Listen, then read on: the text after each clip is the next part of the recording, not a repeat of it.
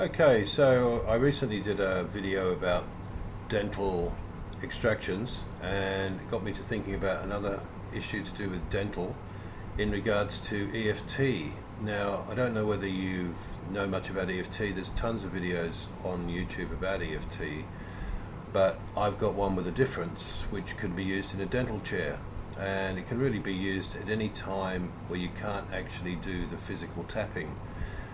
In case you don't know, in very basic terms with EFT, you're doing a tapping motion on your hand to start with, and then you're doing another tapping motion on top of your head, then here, this area, I'll point to the area that's there, and then you're tapping there, there, there, there, here, and under the arm. But I was obviously a lot more to it than just this very brief introduction to it.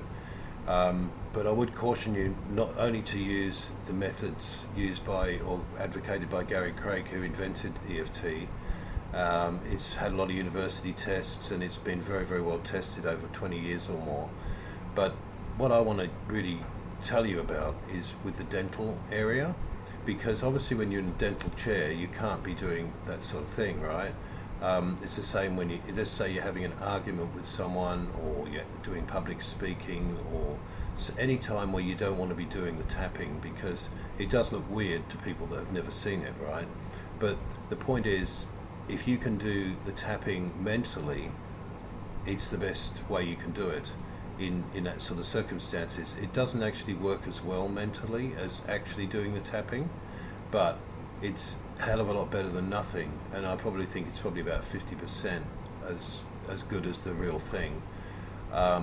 Which obviously in a dental chair, a lot of people have a lot of phobias over being in the dentist, which is fair enough.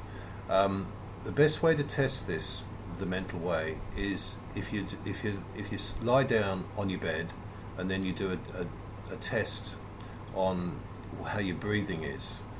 So you do a deep breath, do as a deeper breath as you can without straining yourself, and then what you do is you do that 2 or 3 times to be on the safe side, and you're absolutely certain of what you've just done.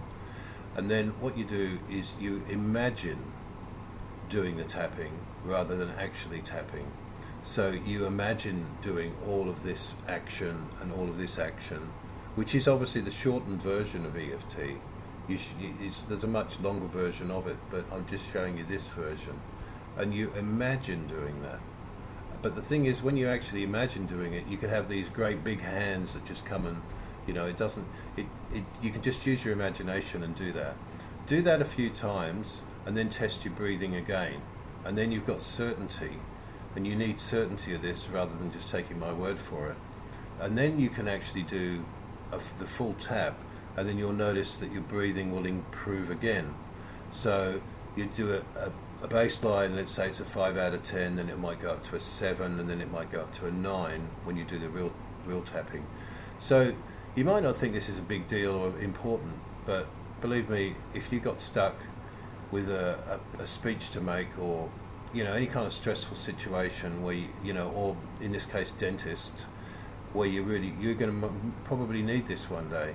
So it's worth learning, and I just thought I'd bring that to your attention, and I'd like to know your comments. I've got some interesting videos here, even though I say so myself.